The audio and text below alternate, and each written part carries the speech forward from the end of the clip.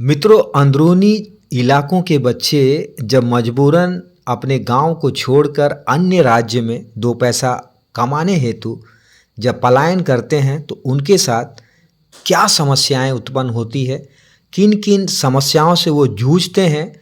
चलिए उसको जानने के लिए हम उस पीड़ित परिवारों के सदस्यों से सीधे बात करते हैं और उसे जानने का प्रयास करते हैं। दोस्तों नमस्कार। एक बार फिर से गांव के जो खबरें हैं, गांव से जुड़े जो मुद्दे हैं उसको रखने के लिए मैं आप तक वापस आया हुआ हूं। पलायन का मुद्दा हमारे अंदरूनी इलाकों में आज का नहीं है, पिछले कई दशकों से लगातार चल रहा है। उसी के सिलसिले में बीते रात हमारे पास जब यह खबर छत्तीसगढ़ राज्य का सबसे सेंसिटिव कहे जाने वाला ज़िला जो है दंतेवाड़ा, वहाँ पर कुआकुंडा ब्लॉक के एक अंदरूनी इलाके का एक छोटा सा घटना कहना गलत होगा। हमारे दो परिवार के बच्चे काम करने के आवेश में पलायन करते हैं। उन्हें बहला फुसला कर, प्रलोभन देकर दूसरे राज्यों में पैसा ज़्यादा मिलेगा जिससे आप अपने परिवार का भरण पोषण अच्छे से कर सकते हो, ऐसा कहकर गांव के ही कुछ लोग लोभ में दलाली का काम करते हैं और उन बच्चे उनके झांसे में फंसकर प्रताड़ित होते हैं।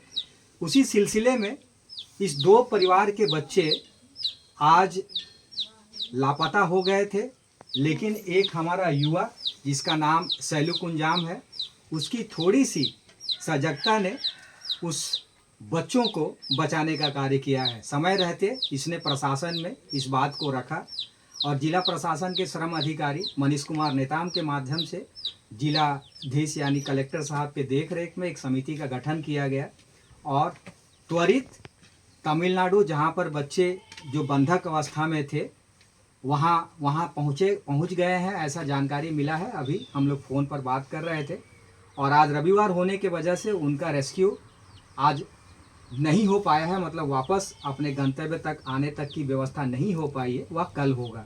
लेकिन ये मुद्दा आखिर क्यों हो रहा है, लगातार इसके पीछे कारण क्या है और इसे रोकने के लिए क्या प्रयास होने चाहिए, उसके लिए हमारे बीच समाज के दो चर्चित चेहरे हैं, जिसमें बोमड़ाराम कवासी दादा जो हैं पिछले 45 वर्षों से आदिवासी समाज के लिए राष्ट्रीय स्तर पे काम कर रहे हैं, अंतर्राष्ट्रीय स्तर पर इनका आना जाना लगा रहता है। वो भी आज ग्राउंड जीरो पे पहुंचे हैं। बच्चे कैसे गए, किस हालत में गए, अब क्या स्थिति है, चलिए हम सीधे बात करते हैं। पहले हम बोमड़ा दादा से बात करते हैं। दादा राम राम। राम राम राम। और दादा, जैसा कि जो जानकारी मिला कि हमारे कुंजाम परिवार के और पोड़ियाम परिवार के काम करने के आवेश में गाँव के ही किसी एक महिला और जगदलपुर का कोई एक कमलेश बोल के बच्चा है, उसके प्रलोभन में पड़ के यहाँ से ये लोग गए और बिना किसी को जानकारी देखे गए।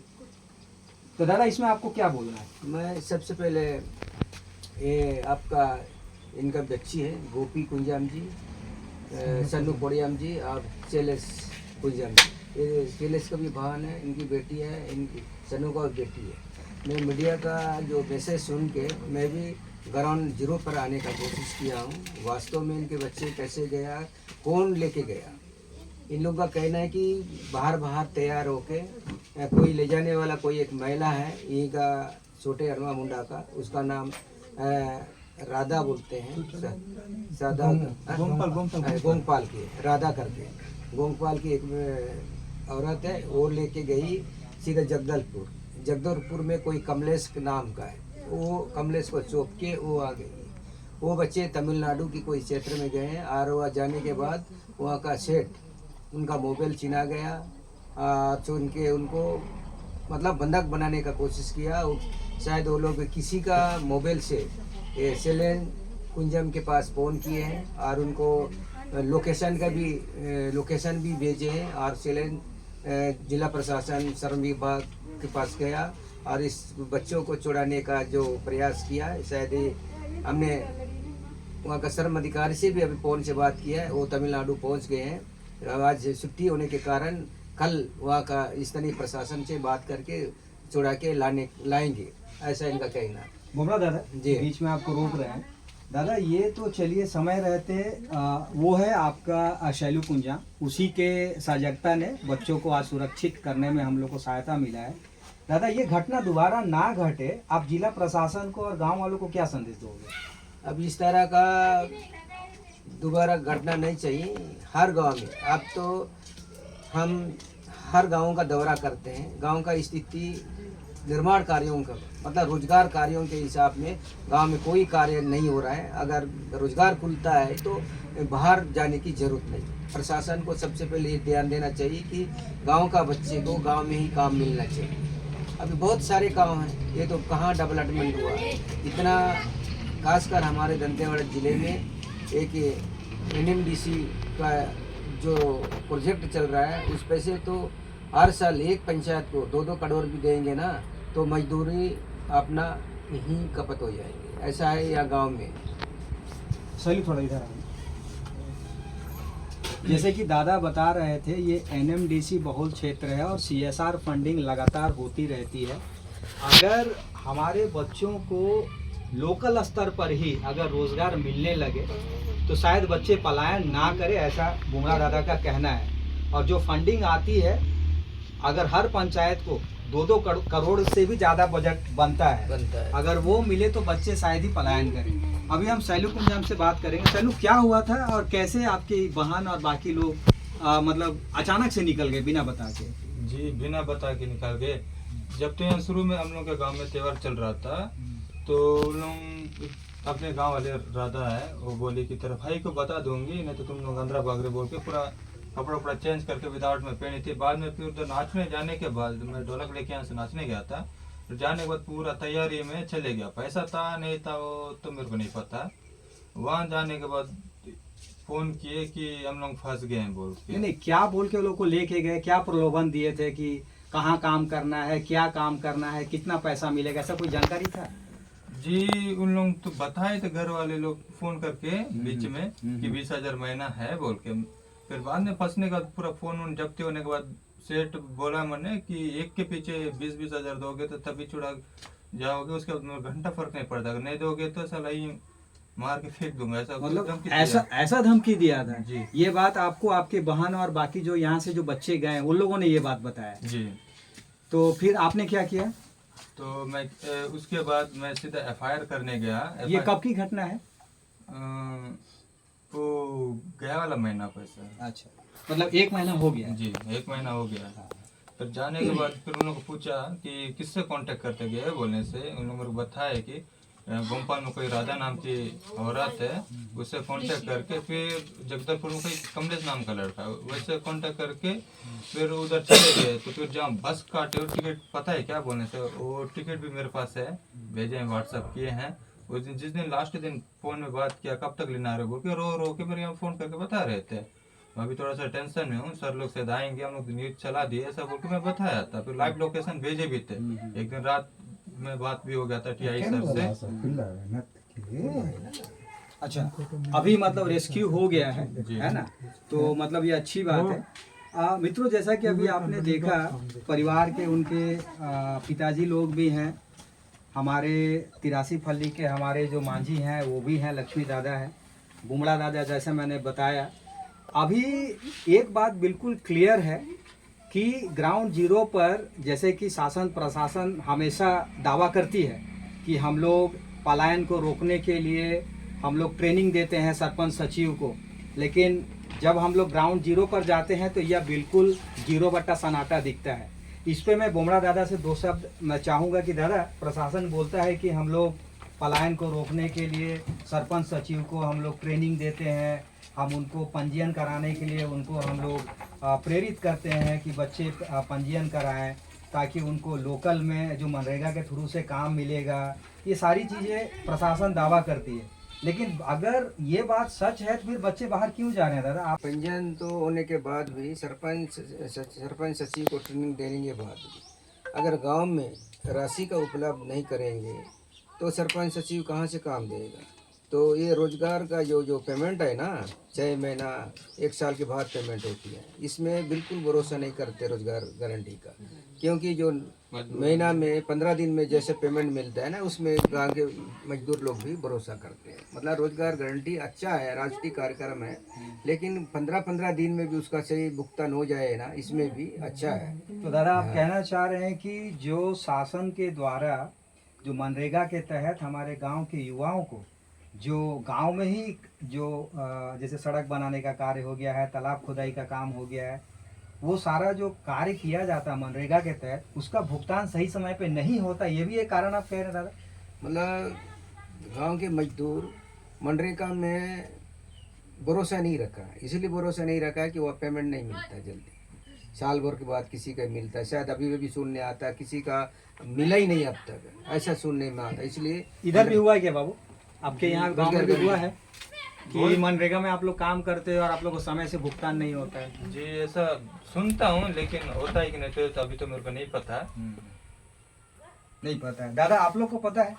काम कहीं नहीं होता, जहाँ कहीं कहीं होता है लेट से मिलता है, लेट से हाँ, मिलता है? जब कभी हाँ बहुत लेट से मिलता है। हाँ 6 महीना या तो 5 महीना भी लगता है, कुछ करता है तभी मिलता है जाके। इसीलिए- अच्छा, मतलब 5-5 हाँ, महीना 6-6 महीना ऐसा लग जाता है। हाँ लग जाता है। इसीलिए सरकार क्या है से- कि वो उस काम में तालाब भरोसा नहीं खुदाई में रखता और है। कुछ में जाते हैं, पसंद नहीं नहीं करता। करते हैं। हमको नमक प्याज सब्जी कहाँ से मिलेगा, क्या करेगा? हम उसी के लिए कहीं मजदूरी जाते हैं, करते हैं, कुछ करते हैं, कपड़ा लत्ता के लिए जाते हैं, तो वो 6 महीना 1 साल लग जाता है, तो क्या मतलब है? उसमें नहीं जाएंगे करके, इसलिए दूसरा जगह चले जाते हैं। अभी आप लोग का सरपंच कौन है यहाँ का? वो धनीराम। धनी मतलब औरत है, हाँ हाँ। तो लेडीज सर खड़ा हो गई, मतलब उसका पति काम करता है। और सचिव कौन है? नंदू मंडावे नंदू। उनके जानकारी में ये संज्ञान आया है, ये वाला घटना? जी वो तो नहीं पता उसको आया कि नहीं आया। तो आप लोग को पता है ये घटना? आपके सरपंच सचिव को पता है? नहीं पता। नहीं पता। दादा इसमें आप क्या बोलोगे? सरपंच सचिव को पता ही नहीं है, बता हो रहे। सकता है सचिव को नहीं, पता भी सचिव होगा, सरपंच लेकिन को ना कोई सरपंच जानकारी नहीं देते ना, कोई जानकारी हाँ। पूछते नहीं, तो फिर वो उनको कहाँ से पता रहेगा? हाँ, कोई जानकारी नहीं है उनको। मित्रों एक बात बिल्कुल शीशे की तरह साफ है, अंदरूनी इलाकों में एक तो है अज्ञानता बोल लीजिए, या फिर आप ये कह सकते हैं कि सजगता बोल लीजिए, जानकारी नहीं होने के वजह से कभी कभी हम जिस कार्य को आसानी से कर सकते हो नहीं कर पाते हैं। अभी ये बच्चा अगर जागरूक नहीं होता तो शायद हम वहाँ पे फंसे हुए थे तमिलनाडु में। वो ईटा भट्टी का काम था ना बाबू वहाँ पे? जी ईटा भट्टी का कार्य था। तो वहाँ पर जैसे पीड़ित परिवार और जो सीधे जो जानकारी मिल रही थी, अभी आपने देखा कि वहाँ से कैसे कैसे करके बच्चों ने इन तक फ़ोन किया और अपनी परेशानियों को बताया। और ये ऐसा हालत पूरे देश भर में है जब बच्चे हमारे, मतलब खास करके मैं अंदरूनी इलाके की बात कर रहा हूँ, जहाँ पर बच्चे उनको काम करने का जब लोकल स्तर पर जब सहयोग नहीं मिलता है तो मजबूरन वो बाहर जाते हैं। और बाहर जाने के बाद जो क्या क्या स्थितियाँ बनती है वो आपके पास है। मैं आपसे आग्रह करूँगा कि आप जो है हमारे चैनल के माध्यम से इसका अधिक से अधिक प्रचार प्रसार करिए, ताकि ऐसे और भी परिवार के बच्चे अगर बाहर जाते हो तो कम से कम सुरक्षा के उस सारे आयाम को लेकर जाएं। बोमड़ा दादा ने जैसे सजेशन दिया, और मैं भी हमेशा कहता हूं कि काम जाने में कोई बुराई नहीं है, काम करने में कोई बुराई नहीं है, लेकिन सुरक्षा के सारे आयाम लेना बहुत ज़रूरी होता है कि आप कहाँ जा रहे हो, कैसे जा रहे हो, कौन लेके जा रहा है, वहाँ क्या काम करने के लिए आपको बोला गया है, कितनी तनख्वाह आपको मिलने वाली है, आपने क्या जो श्रम विभाग में पंजीयन कराया है कि नहीं कराया। ये सारी जानकारी अगर आप देकर जाते हो तो कहीं ना कहीं आप अपने जीवन और अपने परिवार के लिए भी एक सुरक्षा के सारे आयाम को पूर्ण करते हो। अंत में मैं एक बार और बुमड़ा दादा से बोलूँगा कि दादा पूरे समाज में एक संदेश दीजिए, ताकि जो भी इसे हमारे परिवार देख रहे होंगे, क्योंकि हमारे चैनल को पूरा आदिवासी वर्ग ही देखता है और हम आदिवासी वर्ग के लिए ही काम करते हैं। ये इस चीज़ पे समाज के साथ साथ प्रशासन को भी आप थोड़ा से 2 शब्द बोलिए, ताकि जैसा वो ट्रेनिंग प्रोग्राम की बात कर रहे हैं, वर्कशॉप लगाने की बात कर रहे हैं, उसमें ये बात खुलकर आए और बच्चों को सरपंच और सचिव के माध्यम से जानकारी मिले कि कहीं भी जाना तो एटलीस्ट घर वालों को बता के जाए, सरपंच को बता के जाए, ताकि उनका हम सुरक्षा की सारी चीज़ों को कर पाए। कोई भी बच्चे बाहर जाएंगे काम के लिए, अगर गांव में कोई काम उपलब्ध नहीं है तो बाहर जाएंगे। जाने के पहले मतलब एक पंचायत के एक रजिस्टर में अपना नाम दर्ज करें। हम यहाँ से किस गांव में जा रहे हैं, किस राज्य में जा रहे हैं, हमको यहाँ से कौन लेके जा रहा है, उसका पूरा एड्रेस चाहिए, मोबाइल नंबर, वहाँ कौन क्या काम दिलाएंगे वो भी चाहिए। महीना में पैसा देंगे या 15 दिन में देंगे, और राशि को भी वहाँ एंट्री करना चाहिए कि इतना राशि देने के लिए ये आदमी हमको ले जा रहा है। अगर हमको कोई पंचायत में जानकारी नहीं है, पड़ोसी घर वालों को भी जानकारी नहीं रहता है, तो अभी कुछ वापस जाते हैं तो हमको बच्चों को वहाँ से निकालने के लिए बहुत परेशान होता है। अब प्रशासन से मेरा ये भी निवेदन है कि पंजीयन तो होता है राष्ट्रीय रोजगार गारंटी में, राष्ट्रीय कार्यक्रम में बहुत अच्छा है, लेकिन उसका पेमेंट 15 दिन में दिए जाने से भी बच्चे लोग काम करते हैं। अगर 15 दिन नहीं, अभी बता रहे थे सब साथी लोग 6-6 महीना लग जाता, 4 लगता है, किसी का भूल भी जाते, पेमेंट नहीं मिलता है। हमारे क्षेत्र में भी तो गिदाम क्षेत्र में तो ऐसे होता है, इसलिए रोजगार गारंटी में लेबर काम करना पसंद नहीं करते, उसमें ऊपर विश्वास नहीं करते, इसलिए पैसा नहीं मिलता है बोल के, इसलिए बाहर चले जाते हैं। इसमें गलती है हमारा प्रशासन का भी है, प्रशासन की गलती है, समय पर उपलब्ध पैसा देता है ना, नहीं जाते हैं। दोस्तों एक बात और खुलकर सामने आई, क्योंकि कोई भी कार्य जब हम करते हैं उसके पीछे एक कारण होता है। जैसे बच्चे जब जा रहे हैं तो सीधी सी बात है, मजबूरी में जा रहे हैं, और अंदरूनी क्षेत्र की हालत क्या है हम सबसे छुपी हुई नहीं है। अगर प्रशासन थोड़ी सी मुस्तैदी दिखाता है, अपने आला अधिकारियों को इसके पीछे ज़मीन पे जो कार्य हो रहे हैं उसकी ऑडिट सही तरीके से हो रही है कि नहीं हो रही है, अगर इसका वो पूरा का पूरा जिम्मेदारी और दायित्व अगर लेते हैं, समय से अगर भुगतान करते हैं, तो मुझे लगता है कि बहुत हद तक पलायन के इस मुद्दे को, जो बस्तर में आम है, छत्तीसगढ़ उड़ीसा की बात के साथ साथ झारखंड की भी मैं बात कर रहा हूँ, आम है, उसे रोका जा सकता है। हम बहुत जल्द प्रतीक्षा कर रहे हैं कि वो बच्चे सुरक्षित हमारे घर तक वापस आ जाएं, और जब बच्चे हमारे इस घर पर आ जाएंगे तो हम दोबारा आपको उन बच्चों से सीधा साक्षात्कार करवाएंगे कि आखिर उनके साथ क्या हुआ था, कैसे हुआ था और कैसे वह सुरक्षित वापस है। आज के लिए इतना ही, अगले कड़ी में बहुत जल्द हम आपसे वापस मिलेंगे। जय हिंद, जय भारत, जय छत्तीसगढ़।